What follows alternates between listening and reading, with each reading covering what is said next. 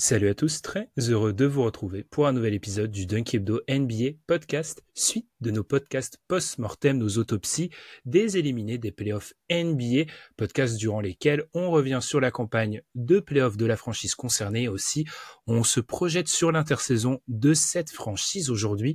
Gros dossier puisqu'on va parler des Los Angeles Lakers éliminés 4-1 par les Denver Nuggets.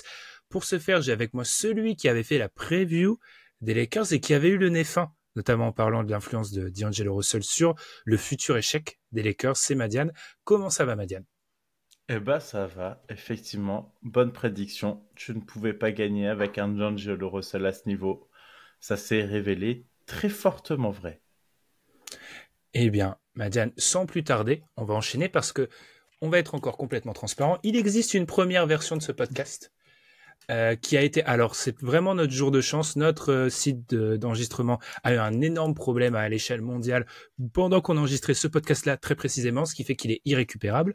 Donc, Madiane et moi-même, nous allons faire une deuxième version. Donc, comme d'habitude dans ce genre de cas, nous allons faire référence à la première parfois, parce que Madiane, on n'a vraiment pas de chance. On enregistre quelques minutes après la fin du Denver-Minnesota match 2. Et on va pas dire qu'on avait prévu certaines choses, mais dans notre rétrospective du premier tour des Lakers, on avait un peu parlé des Nuggets moins fringants que prévu. Donc, on a un peu la rage que ça soit pas sorti parce qu'on avait annoncé certains trucs.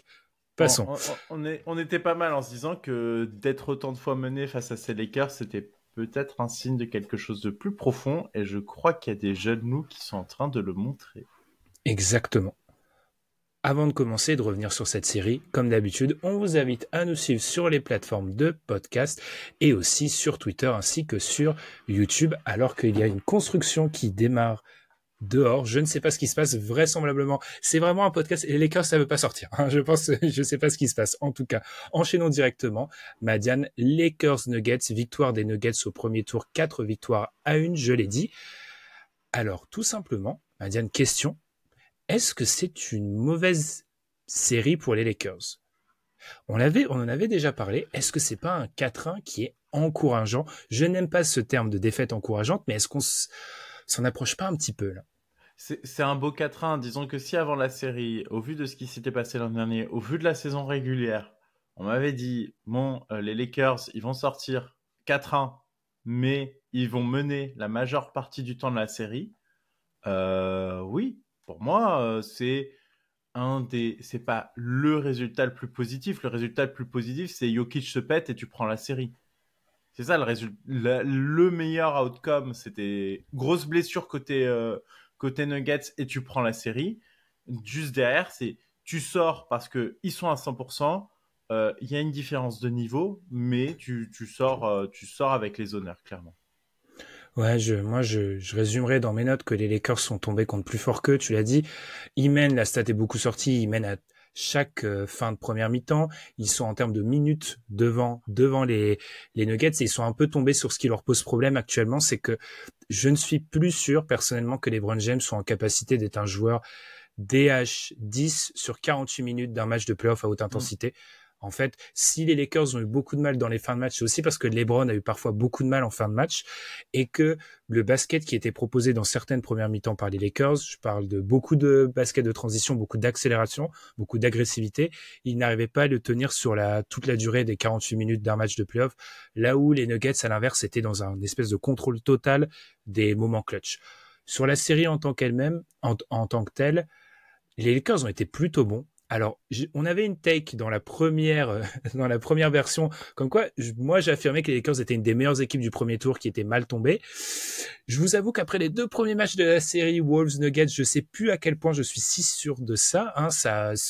On va dire que la suite des playoffs nous amène à relativiser certaines de nos opinions. En tout cas, ces Lakers-là, oui, il y a encore eu des limites au coaching de Darwin Ham qui a fait certaines rotations un peu lunaires, mais à l'inverse, je trouve que ses choix tactiques sur la défense de Jokic avec Anthony Davis, etc., étaient plutôt bons.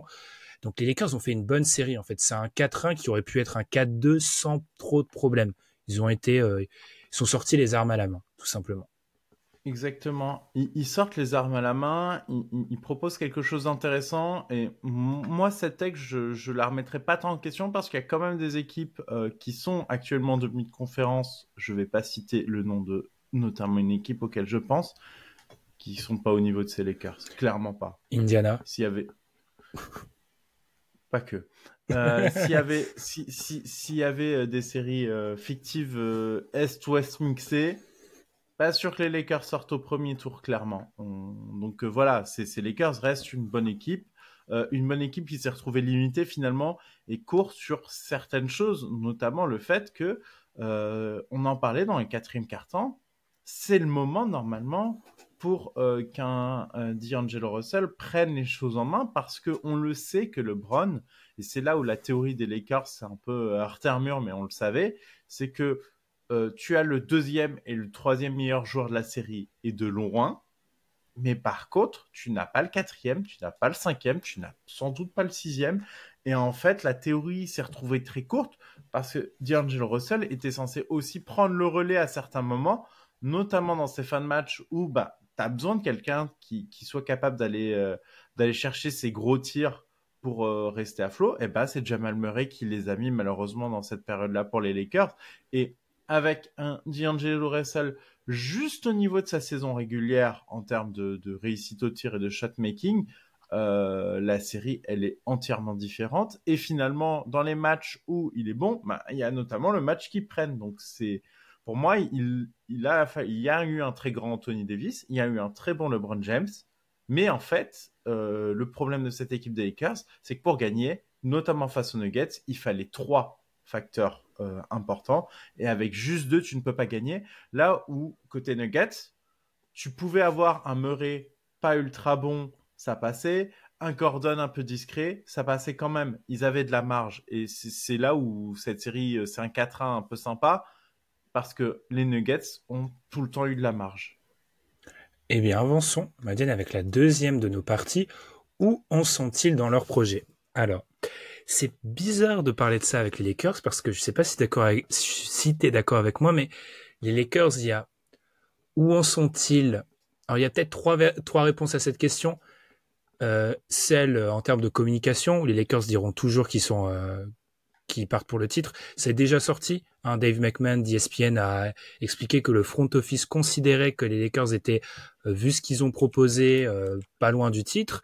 Il y a là, je dirais, la deuxième version qui est celle de peut-être du front office un peu moins bercé de déni, en tout cas moins dans la com, qui, je pense, estime qu'ils sont dans le deuxième tiers des contenders. Rappelons que les Lakers étaient 6e à Vegas avant le début de la saison, et je crois que c'est pas très très loin de ce qu'ils sont vraiment. Et il y a peut-être la troisième version un peu plus pessimiste, qui les voit comme une équipe qui est assez loin ou qui s'éloigne du titre. Est-ce que c'est soit les trois versions du projet Lakers, parce que c'est une franchise tellement à part que oui, les Lakers vont affirmer au prochain training camp qu'ils joueront le titre, mais est-ce qu'ils le joueront vraiment? Pour moi, ce n'est pas possible d'avoir une fenêtre de titre ouverte dans les faits, parce que tout simplement, le problème, c'est que l'écart de ta double tête de pont, LeBron James, Anthony Davis, bah, LeBron James, il va forcément être moins bon l'an prochain. Il faut pas se leurrer. Il sera pas meilleur. S'il est aussi bon, c'est déjà un miracle. Et même avec un LeBron James aussi bon autour de lui, il n'y a pas ce qu'il faut pour gagner le titre. Il y a pas suffisamment de force en présence. Mais tu ne peux pas ne pas dire ça parce qu'en fait, tu veux garder LeBron James, tu veux garder un projet crédible et tu veux continuer ainsi parce que sinon c'est champ de ruine et t'as pas envie de ça. Donc oui, ils vont tenter des choses sur le marché, ils vont tenter de se bouger, mais ça ne suffira pas pour faire de cette équipe un candidat crédible à la victoire NBA. Rappelons que LeBron, alors on va être honnête aussi, on a un peu modifié la version de ce podcast parce que d'abord on va y revenir, on l'avait enregistré dans sa première version, dans sa première mouture avant l'éviction de d'Erwin Ham, qui nous simplifie un peu la tâche, et aussi on avait inclus un gros dossier LeBron, mais là il faut un peu en parler, Madiane. Ça semble quand même bien parti pour que LeBron reste. Alors certes, il y a une espèce de jeu de dupe, on essaie un peu de jouer sur les possibilités que LeBron parte, mais si on allie d'abord le facteur alternative, où est-ce que LeBron pourrait atterrir? Moi, j'ai du mal à voir une équipe qui a d'un côté la flexibilité. Rappelons qu'il a une player option à 51,4 millions à cette intersaison qui peut décider d'activer ou de ne pas activer. Qui a assez de cap space, qui va s'offrir les services de LeBron dans une équipe contender, ça semble être la condition sine qua non sur 1 ou 2 saisons sans avoir d'assurance. Visiblement, moi, je serais très étonné qu'ils partent de LA. Je sais pas toi. Non, je serais aussi très surpris. En fait, c'est compliqué pour LeBron de bouger parce qu'il n'y a aucun projet crédible autour de lui. Et un des indices forts qui quand même indique que LeBron James risque de risquer, il faut se rappeler, c'est que Anthony Davis, il est encore là pour un petit moment.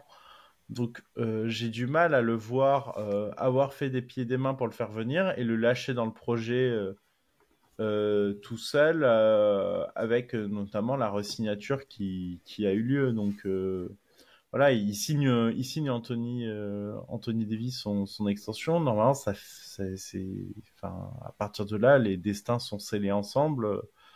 S'il part, ce serait une énorme surprise et c'est qu'il aurait eu un facteur. Et le départ du coach, mais mine de rien, c'est aussi un indice comme quoi il va rester parce que moi, j'avais pas spécialement de gros griefs contre Darvin Ham, mais finalement, les joueurs en avaient.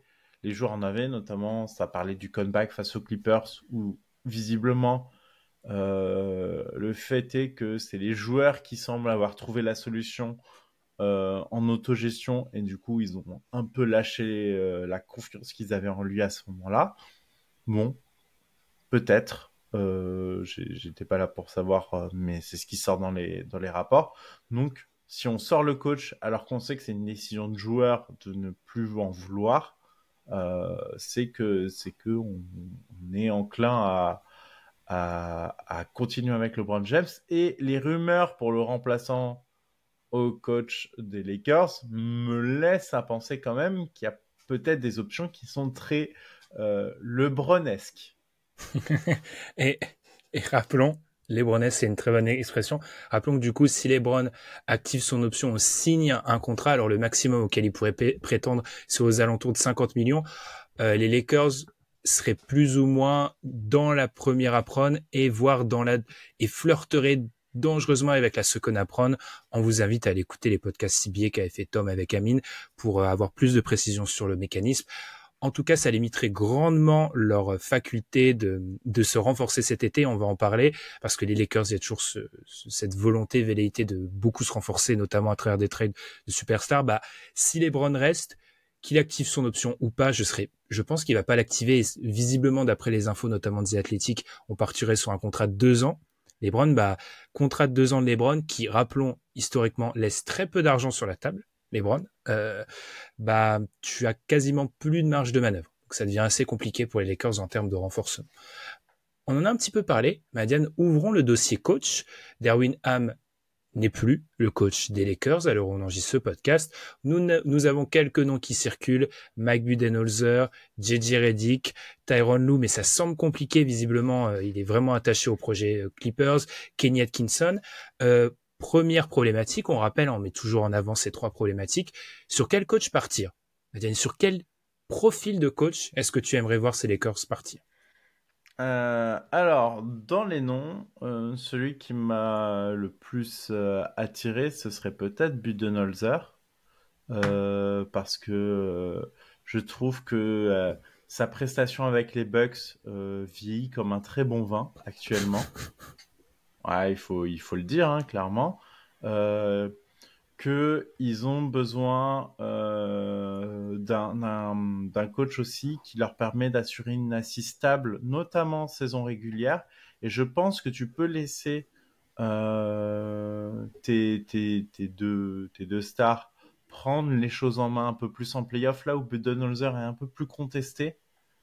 Et moi, je trouve que ça ferait un bon fit vis-à-vis de ça. C'est chercher un peu de stabilité en saison régulière. Peut-être pas forcément se retrouver à se taper un Denver Nuggets au premier tour où tu sais que d'office, ça va être très, très compliqué. Je pense qu'ils ont besoin de soi. Si les Lakers veulent se frayer un chemin pour faire un run de playoff, il faut faire une bonne saison régulière. Je trouve que c'est le bon coach pour ça. Après avoir avec quel joueur il va la faire. mais ça me semble bien s'aligner. Après, moi, les autres options, enfin, que ce soit Tyronn Lue ou moi, un coach qui était toujours pas éliminé, qui est cité, alors que sa série de playoffs est toujours en cours, je me suis posé d'énormes questions sur qu'est-ce qui se passait en coulisses. Et pareil, que le nom de JJ Redick qui sorte, on sait très bien pour qui c'est ça.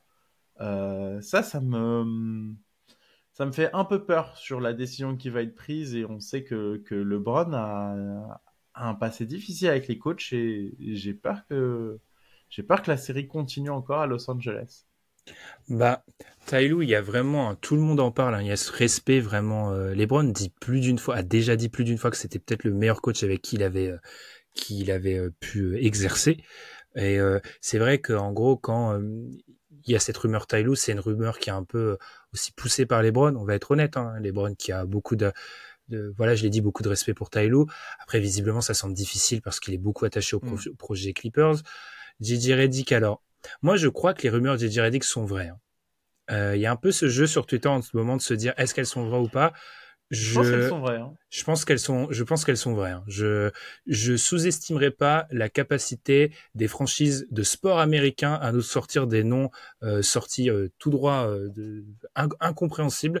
Les fans de NFL se rappelleront de l'épisode Jeff Saturday à Indianapolis, qui était un consultant TV, ancienne star d'une franchise qui a été débauché sans expérience de coaching pour faire l'intérim. Donc, non mais dans les articles, dans un article que j'ai pioché en préparant l'épisode, j'ai quand même, oui, c'est non conventionnel, mais c'est un candidat. Pourquoi? Parce qu'il comprend bien le jeu, qu'il est copain avec LeBron James et que sa transition en analyste, elle est excellente. Donc ça montre à quel point il comprend le basket. Donc ça va faire un très bon coach. Et moi, je suis là et je lis ça et je me dis, mais comment ça? Parce que analyser le jeu, c'est une chose. Coacher une équipe, il y a de la gestion humaine, il y a beaucoup plus de choses que ça. Enfin, comprendre le basket ne fait pas de toi un bon coach. Ce n'est pas le cas. Ça ne le sera jamais. C'est là où, pour moi, c'est mon gros grief vis-à-vis de Darwin Ham, c'est qu'il a été beaucoup salué par une partie de NBA Twitter sur ses schémas tactiques qui sont vrais. Hein. Je suis loin d'avoir les solutions qu'il trouve sont bonnes. Hein. J'ai pas l'œil d'un expert, tu vois, mais je suis d'accord. Le plan de jeu contre Nikola Jokic était extrêmement bon et il a offert des choses sur son passage aux Lakers. Mais tu l'as dit, il y a la gestion humaine. C'est pour ça que le cas Budenholzer, je pense, serait bon. Après, à voir si un mec Budenholzer a envie de se remettre je sais pas, dans le monde du coaching à Los Angeles, qui va quand même être dans son 3e coach en 3 ans. C'est compliqué d'être coach des Lakers, donc à voir. Kenny Atkinson, il y a toujours cette rumeur comme quoi, en gros, le siège aux Warriors lui est promis si jamais quand Kerr part. Donc je sais pas, mais à voir. À voir. Faut pas sous-estimer la capacité qu'ont les Lakers à ne plus avoir leur premier choix. Parce que, par exemple, Frank Vogel n'était plus leur premier choix, c'est ressorti encore récemment. Et moi, je me méfierais beaucoup de la piste JJ Redick parce que y a trop des gens qui ont des bonnes infos sur les Lakers qui commencent à la sortir, cette piste-là. Elle me paraît beaucoup trop suspecte pour pas être... Et puis, elle sort un peu de nulle part. C'est surtout ça le sujet. C'est-à-dire que si le nom... Enfin, par exemple, sortir le nom de Mike Budenholzer, c'est facile. Tu regardes qui est coach référencé qui cherche actuellement un banc. Il n'y a pas de milliards de gros coachs qui cherchent actuellement un banc. Bon, sortir Mike Budenholzer, c'est tout à fait cohérent. Sortir JJ Redick, tu le sors pas comme ça parce que déjà, faut se dire qu'il a envie de devenir coach, que c'est le moment pour lui, etc. Et ça demande un peu plus de réflexion pour sortir le nom. Donc, que son nom sorte, c'est pas du tout anodin. Comme le fait que le nom de Tyronn Lue soit sorti, c'est pas anodin parce qu'on voit clairement quelles sont les ficelles derrière. Alors après, est-ce qu'il y a pas un jeu de JJ Redick par rapport au fait de se faire mousser? On a déjà vu, oui, peut-être qu'il y a un jeu d'agent et un jeu de source, mais les mecs qui sortent l'info, je commence vraiment à me dire qu'il y a un truc JJ Redick. Passons. Et aussi le poids que commence à prendre JJ Redick dans le paysage médiatique NBA, ça serait pas fou non plus que ça soit une piste qui soit complètement, qui soit un peu creusée. Enchaînons peut-être par le cœur de l'intersaison des Lakers. Parce que Bobby Marks, je parlais beaucoup d'ESPN, a sorti une tech qui m'a beaucoup fait réfléchir. Il a dit donc que D'Angelo Russell contrôlait l'intersaison des Lakers. Alors pourquoi? Là, j'ai besoin de me muer en expert capologie. C'est loin d'être mon fort. Je ne suis pas Tom, je ne suis pas Amine, je ne suis pas Constant. Bref, passons. Les Lakers ont donc D'Angelo Russell, a une option joueur à 18,1 millions, qu'il a déjà annoncé décliner. Ce qui est intéressant plutôt là-dedans, c'est pourquoi il y a cette fameuse théorie comme quoi D'Angelo Russell contrôle l'été des Lakers, c'est que si les Lakers partent dans l'optique de vouloir trader D'Angelo Russell, de vouloir trader pour une superstar ou un troisième gros joueur, avoir D'Angelo Russell serait plutôt intéressant pour eux, en fait. Le fait qu'il opt-in et active son option serait assez intéressant parce que ils vont manquer de contrats à échanger. En gros, parmi les contrats à échanger actuellement, ils ont Hachimura, Reeves, Vanderbilt et Gabe Vincent. Le contrat de D'Angelo Russell serait automatiquement le troisième plus gros contrat des Lakers s'il venait à opt-in. Il a déjà annoncé qu'il allait opt-out. Et le problème des Lakers, on l'a déjà dit, c'est que vis-à-vis du cap, ils seront déjà très très très hauts, donc ils auraient peu de solutions de remplacement. Je sais que les fans des Lakers ne veulent plus entendre parler de D'Angelo Russell, mais il n'empêche, c'est une solution. Il y a un monde dans lequel il revient du côté des Lakers, parce que d'un côté, les Lakers n'ont pas d'alternative, et de l'autre, je suis désolé, moi, le marché de D'Angelo Russell, je n'y crois pas. Les équipes qui ont du cap vont pas se positionner sur son profil à lui, je pense. Donc, question, Madiane. Première question, est-ce que c'est le cœur du problème des Lakers, c'est la ligne arrière? Deuxième question, qu'est-ce qu'on fait avec cette ligne arrière après que je t'ai fait tout le paquet cap? Vas-y, Amine. J'ai failli t'appeler Amine et j'ai déjà failli t'appeler Tom durant ce même podcast, Madiane. Je sais pas ce qui se passe, je suis fatigué. Vas-y. En tout cas, oui, il contrôle l'intersaison et en fait, c'est ce qui me fait peur, c'est qu'effectivement, s'il opt-out, tu n'as pas meilleure option sur le marché. Il faut arrêter de s'illusionner facilement. Avec quelle capacité financière tu vas aller chercher un autre gros joueur sur le marché qui est meilleur que D'Angelo Russell? Trouvez-moi un nom. Trouvez-moi le nom du joueur qui peut être pris par les Lakers dans leur situation financière. Il n'existe pas. Donc, comme il n'existe pas, ce n'est même pas la peine de discuter. C'est très simple. Si D'Angelo Russell, il est sur le marché, tu le re-signes. Tu n'auras pas mieux ailleurs parce qu'avec D'Angelo Russell, tu peux aller t'amuser à le signer pour plus que le cap et donc ça n'affecte pas ta capacité à aller le signer parce qu'il est là quand même sur un contrat depuis assez longtemps. Donc tu peux le garder. Toutes les autres options sont irréalistes et je vois pas comment ils vont réussir à se dépatouiller de ça. Ce qui laisse en fait finalement que peu de choix parce que il faut quand même parler de cette ligne arrière où D'Angelo Russell il monte ses limites. Il a été très bon en saison régulière. Je l'attendais en facteur X en playoff en disant ils ne seront pas bons s'il n'est pas bon. Il n'a pas été bon et on a bien vu ce que ça donnait. Donc, il te faut, je pense, une alternative sur les postes arrière, un troisième joueur possiblement pour tourner avec Reeves notamment sur ces postes-là et un joueur pas négatif défensivement. Et pour ça, finalement, tu n'as que les contrats de Hachimura, Vincent, Vanderbilt et après, oui, balancer le contrat de Reeves dans la bataille, voilà. Et tes pics, parce qu'il va falloir des pics pour convaincre. Et là, on rentre dans le basket fiction, je vois pas ce que tu vas réussir à avoir. Parce qu'un guard fort défensivement, qui est dans une équipe pas vraiment contender, ou en tout cas qui veut se débarrasser de lui, je cherche avec un peu de playmaking, capable de shooter, ils ont besoin de spacing. Ouais, ils ont besoin de spacing en plus. Mais en fait, trouver un mec capable de défendre et capable de shooter, c'est chercher la lune en fait. Hein. Donc c'est ça le vrai problème. Je pense qu'ils sont foutus en fait. Ils sont foutus et qu'ils vont devoir un peu changer quelques role-players et réussir à pouvoir avoir des rotations un peu plus intéressantes. Mais clairement, je vois pas ce qu'ils auront de mieux. Donc, si ce scénario se confirme, t'es obligé de re-signer Russell et puis de changer autour en espérant que ça passe un peu mieux. Mais tu vas pas améliorer grandement de cette équipe. Hein. Ouais, ils vont peut-être rester ensemble par dépit. Parce qu'aussi, il faut le dire que D'Angelo Russell, malgré toutes les critiques qu'il reçoit sur ses contre-performances qui sont légitimes en playoff, ça reste un très bon joueur de saison régulière dans ce qu'il peut t'apporter. On va basculer sur ça dans quelques secondes. Je dirais juste que si on parle de l'optique de trade, parce que c'est déjà évoqué par les insiders des Lakers, etc., Trae Young, Donovan Mitchell, je ne sais pas. Alors, première chose, avec quoi? Tu l'as déjà dit. Il y a une deuxième, sachant qu'il y a un paquet d'équipes qui auraient des offres plus impressionnantes que celles des Lakers. Deuxième chose, ce qu'il leur faut actuellement, t'as déjà commencé un peu à faire le portrait robot. Ça serait donc un joueur capable d'assurer un peu de playmaking, défenseur sur le point of attack, parce que Austin Reeves s'est tapé le point of attack pendant une partie des playoffs et c'est pas possible. Il leur faut un joueur aussi capable de jouer off, parce que on va dire que le poids qu'a LeBron dans l'attaque a tendance à varier et à augmenter en playoff. C'est un profil. En fait, moi, ironiquement, dans la première version du podcast, j'avais dit qu'ils avaient besoin de Lonzo, le Lonzo des Bulls. Le premier, pas celui qu'on n'a pas vu depuis 2 ans, mais ils avaient besoin du premier Lonzo des Bulls. Alors d'abord, c'est un joueur qu'ils peuvent pas attirer sur le marché parce qu'ils ont pas la place, et c'est un joueur qui en trade aurait énormément de valeur théorique. Donc je suis un peu circonspect. Après, est-ce que la solution, c'est aller chercher un Dejounte Murray? Il y avait eu beaucoup de rumeurs par rapport à ça.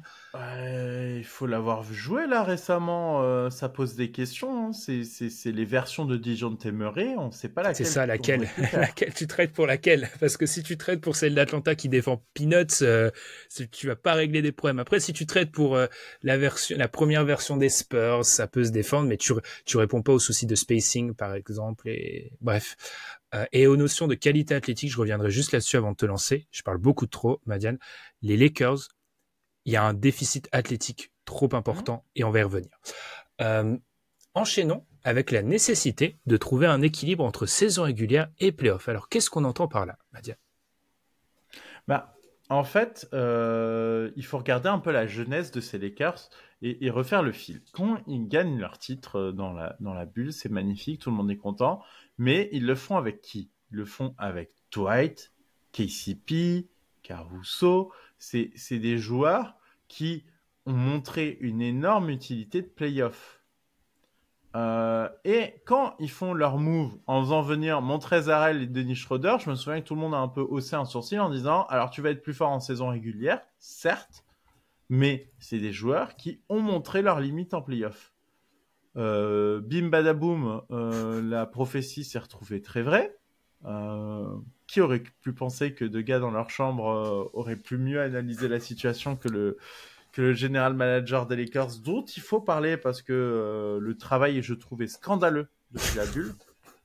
Non, parce qu'à un moment, comment tu gardes ton poste après avoir saboté quand même les dernières années de LeBron James accompagné d'Anthony Davis? Enfin, pour moi, il y a crime. Donc là, tu prends le trade Westbrook, pareil, tout le monde lève un sourcil, ça marche pas. Qui est étonné? Personne. Et puis là, tu es reparti sur une version où tu réussis quand même à retomber sur tes pattes en récupérant D'Angelo Russell, mais c'est une force de saison régulière. Le truc, c'est que c'est même pas assez bon actuellement pour réussir à éviter le play-in en saison régulière et à ne pas tomber sur des mauvais seeds. Et je pense que c'est pour ça que je parlais de Budenholzer. La réussite de Lakers, c'est essayer de ménager un peu quand même LeBron James et Anthony Davis, parce que la saison d'Anthony Davis cette année, c'est un miracle. C'est jamais arrivé depuis genre tellement longtemps qu'il joue autant de matchs, qu'il arrive en playoff en forme et il claque des playoffs très sérieux. Anthony Davis, très bon sur ses playoffs. Mais le truc, c'est qu'il faut pas passer par l'usage à outrance de LeBron James. Il a encore énormément joué cette année. Si tu veux avoir un petit espoir, il faut qu'il soit OK. Donc, il te faut une équipe qui tienne suffisamment la route en saison régulière avec très peu de joueurs négatifs en playoff. Et là, quand tu regardes dans l'effectif, je me souviens que je t'avais un peu choqué, mais pour moi, ne sont pas des joueurs de playoff actuellement dans cet effectif. Russell, Hachimura, Prince, Wood. Enfin, je te trouve dur avec Rui Hachimura. Il peut être, ça peut être le 6e, 7e joueur d'une rotation de playoff. Ok, très bien. C'est vrai que c'est un peu dur. Je rappelle qu'il touche 17 millions. Je trouve qu'il y a des joueurs à 17 millions qui ont plus d'impact dans les rotations NBA. Après, moi je trouve, tu vois, t'as parlé la valeur contrat et la valeur terrain. Bah, t'as parlé de Rob Pelinka. Maziane, moi je trouve que ce qui leur pose problème, en fait ils ont 2 problèmes. Comme beaucoup des équipes de LeBron, il y a une instabilité chronique qui fait que, alors que bizarrement, il y avait l'assise contractuelle cette fois-ci. C'était pas une situation à la Cleveland où chaque année de briques et de broc, ils essayent de trouver des role players. Je t'avais donné cette stat. Moi, cette stat, j'ai trouvé effarante. Depuis l'arrivée d'Anthony Davis, les Lakers ont que 4 joueurs de leur effectif qui ont enregistré plus de 4000 minutes en saison régulière. 4. Anthony Davis, LeBron James, Austin Reeves, Russell Westbrook. C'est la seule équipe qui a aussi peu de joueurs à plus de 4000 minutes en saison régulière sur la période. Le minimum après, c'est 5 et beaucoup des contenders sont à 7, 8 sur les dernières années.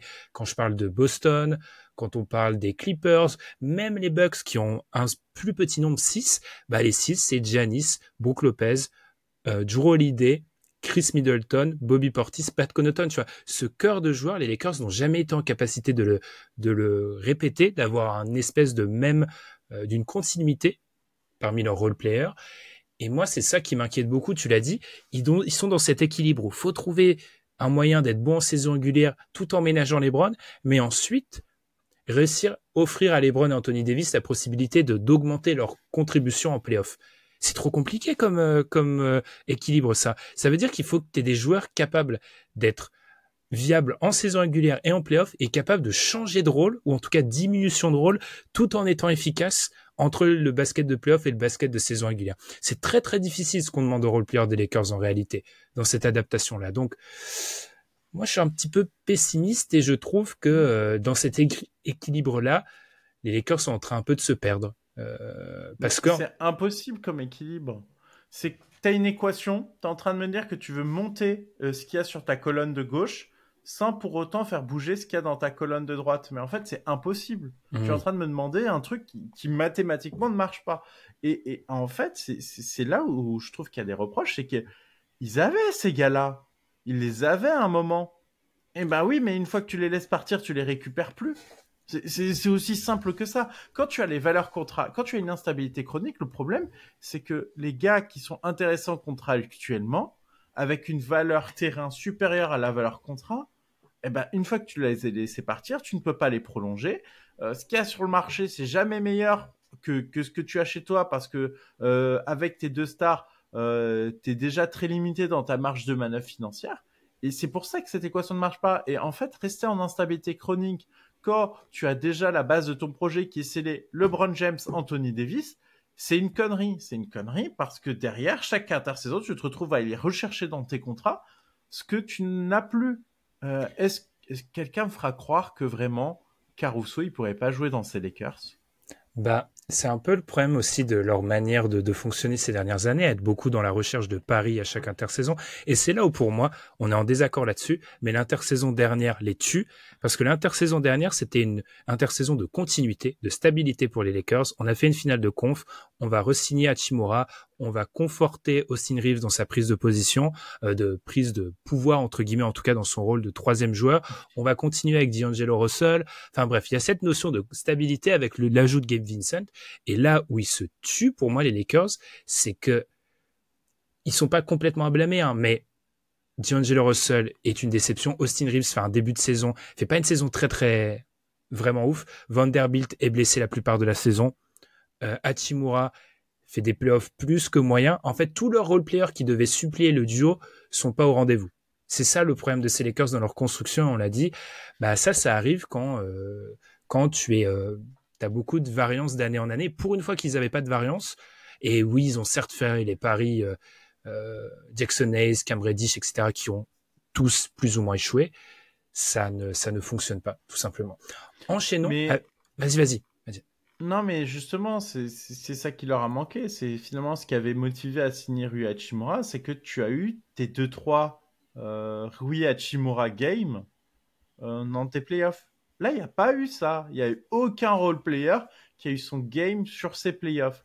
Et c'est ça qu'on demande à un role player, c'est qu'il peut être très discret en playoff, mais que il y a le jour où il sera bien. Et le jour où il sera bien, c'est son game et on lui laissera la main. Et ça n'a pas du tout marché, pas du tout. Mais c'est ce qui manque dans la série face aux Nuggets, c'est que à aucun moment tu as quelqu'un qui vient aider le duo, donc ça finit par couler. Terminons par les sous-dossiers. Madiane, d'abord, moi, je voulais parler des questions de qualité athlétique. Je ferai très rapide. Euh, Quand on voit la dimension physique des Wolves face aux Nuggets, alors que ces mêmes Nuggets ont malmené les Lakers, moi, ça m'inquiète beaucoup sur la ligne arrière. Je l'avais déjà un peu mentionné. Dans une conférence où tu as Anthony Edwards, le nouveau Michael Jordan. J'ai dit ça exprès pour Constant pour l'énerver quand il va écouter cet épisode. Quand t'as SGA, enfin quand t'as quand même des arrières à l'ouest, Ja Morant, tu peux pas avoir Austin Reeves sur le point of attack et D'Angelo Russell. Et globalement, il y a un manque de qualité athlétique. Mais c'est pour ça qu'il faut un troisième qui est fictif, mais tu ne peux pas rester comme ça. Enfin, c'est impossible, tu ne survis à personne avec ça. Soyons honnêtes, même Jamal Murray, ça a été un énorme problème par moment, et pourtant, il fait pas une si extraordinaire série que ça. Hein. Jamal Murray, il met les gros tirs, mais elle est pas extraordinaire sa série. Mais qui peut le stopper? C'est vraiment ça, c'est le titre de la fouine. Qui peut le stopper? Personne pouvait le stopper. Et c'est ça le problème, c'est que t'as personne capable de faire le gros stop sur les lignes arrière dans une ligue où il y a des gros arrières qui sont là, et même un Kyrie Irving, quand on voit ce qu'il fait, qui l'arrête et non, c'est un vrai problème. À l'intérieur, t'as des grosses forces, sur les ailes, ça se défend quand même, mais le poste de guard, il est sinistré en termes de défense, et ça, c'est devenu impossible. Il y a combien d'années? Il y a 5-6 années, j'aurais pas dit ça. Et à 5-6 années, c'était moins grave. Mais là, c'est pas possible. C'est vraiment plus possible. Enchaînons peut-être avec un deuxième sous-dossier. Madiane, c'est celui du backup pivot. Alors, je vais te faire un quiz. Je déteste les quiz, mais on va le faire pour tout le monde. Pour tout le monde, attention. En excluant Anthony Davis et LeBron James, qui sont les 3 pivots, d'après StatHead, qui est pas toujours parfait dans la manière dont ils vont comptabiliser les minutes, passons, qui sont les 3 pivots qui ont le plus joué aux Lakers en termes de minutes dans l'ère Anthony Davis, LeBron James. Donc, on exclut Davis. Dwight est le pivot qui a le plus joué, qui est numéro 2. Son nom a été cité dans le podcast. Par rapport à une signature qui nous avait pas convaincu. Montrezl et numéro 3, Javal Magui. J'ai failli dire Magui, donc oui, je me souviens de ça. Il y a un gros problème au poste de backup pivot. En fait, évidemment qu'il y a un problème. Pourquoi tu fais signer Jackson Hayes? C'est que t'as un problème, et que du coup tu tentes des signatures désespérées, parce que là faut être désespéré pour tenter cette signature. Donc tu tentes des signatures désespérées parce que t'as un problème. Mais qui tu vas prendre? C'est ça le problème, c'est qui est dispo, backup pivot. C'est pareil, c'est des choses. Je suis désolé, il faut pas les improviser à chaque intersaison. Ton backup pivot, c'est quelque chose qui est important. Aucune équipe de playoff ne peut être sérieuse sans qu'il y ait un backup pivot, au moins des minutes solides au poste de pivot tout le long des séries. T'as personne, et t'auras personne sur le marché. Hein. Surtout que je pense que ces playoffs, c'est un peu la fête, la gloire au backup pivot entre Isaiah Hartenstein, j'ai pas réussi à le dire, et Nasrid Hartenstein. J'ai pas fait LV2, moi j'ai fait LV2 espagnol, j'ai tout oublié. Bref. Tu vois, c'est un peu la fête au backup pivot, et les Lakers n'ont pas de backup pivot. Je suis désolé, on va parler de moi comme d'une groupie, mais Dwight Howard est le meilleur pivot des Lakers de cette période, en fait. Et c'est Dwight Howard post-prime, il est cramé, Madiane, soyons honnêtes. Non, mais il est cramé, mais il est honnête. Il est utile. Hein. Dwight Howard, il m'a laissé une très bonne impression chez les Lakers. C'était très utile. Enfin, vraiment, il a donné un coup de main. Et c'est pour ça. Alors oui, c'était la fin au moment où il fait sa saison aux Lakers. Il a 34 ans. Mais regarde à quel point les mecs, ils savent pas ce qu'ils font. Qu'est-ce qu'ils font 2 ans après? Ils le font revenir parce qu'ils l'ont laissé partir, et ils se disent ah ouais, mais c'est vrai qu'il faut pas backup pivot, et peut-être que Montrezl c'était pas une bonne idée finalement. Dwight, tu veux pas revenir? Enfin, vraiment, c'est pas sérieux. C'est ça qui m'énerve en fait. C'est que les mecs, ils ont tellement pas d'idées, tellement ils ont fait n'importe quoi après le titre que vraiment, je trouve que la construction, elle est foutue. C'est foutu, et c'est mort et enterré. Bah, en fait, c'est ce fameux équilibre entre maximisation des playoffs, parce que oui, maximisation d'Anthony Davis, il est probablement pivot, mais le truc, c'est que il faut une vraie option sur les minutes sans Anthony Davis, où ils se font ouvrir, globalement, très souvent, Mhm. parce qu'il n'y a pas d'option, en fait. Et parce qu'on pense à maximiser l'opportunité maximum, quitte à délaisser d'autres choses. Parce que je suis désolé, moi, quand tu regardes certains des contrats qui ont été donnés sur les Lakers, la dernière intersaison, qui pour moi est vraiment une bascule, il y a peut-être eu trop c'est bizarre qu'on dise ça à Dunkebdo, alors qu'on en parle souvent, peut-être trop d'investissement sur les ailiers au détriment de ce poste qui pose problème aux Lakers depuis pas mal d'années. Dernier dossier, Madiane, et tout le monde va me flinguer dans la conversation Dunkebdo, parce qu'on aura l'épisode le plus long, j'assume. La vision à long terme de la franchise. J'ai voulu mettre ça, Mathieu, parce que ils sont où les Lakers à 4-5 ans? Mais ça c'est un vrai sujet. Tu fais bien de l'amener parce que le problème, c'est que LeBron James, allez, il fait 2 saisons. Dans ces 2 saisons, il sera moins bon à chaque fois. Donc, moi, je pense que tu feras pas les playoffs. À un moment, tu feras pas les playoffs sous ce format-là. C'est pas possible. Si LeBron James n'est pas au niveau de cette année, c'était déjà ric-rac. Donc, je vois pas comment tu t'en sors. Donc, tu vas pas faire les playoffs, mais tu auras un contrat à long terme, Anthony Davis. Donc, je pense qu'en fait, le projet des Lakers, c'est peut-être de pas trop commit sur les pics. Tant pis pour l'argent, ils s'en foutent, c'est les Lakers. Mais du coup, de pas commit trop sur tes pics parce qu'en fait, dans 2 ans, le projet est fini et je pense que tu trades Anthony Davis et tu repars sur autre chose. Parce que Anthony Davis tout seul dans ce projet n'a littéralement aucun sens et LeBron James a 41 ans dans ce projet, tu vas pas aller en playoff. Enfin, faut pas se mentir.